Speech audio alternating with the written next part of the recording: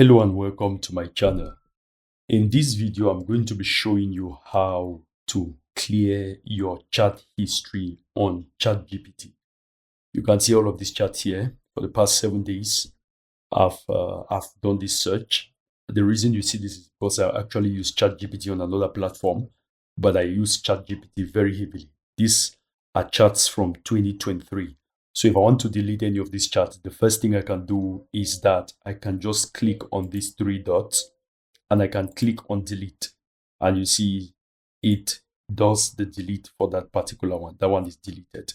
But if I want to delete, let's say if I have 300 or 400 chats and I want to delete them one by one, it's going to take me maybe an hour.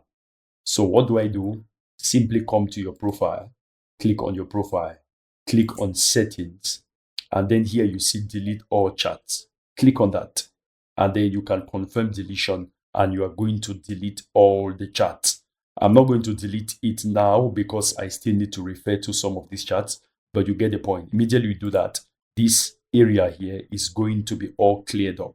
So that is how to clear chats on ChatGPT. If you got any value out of this video, please subscribe to my channel and like this. God bless you. Peace.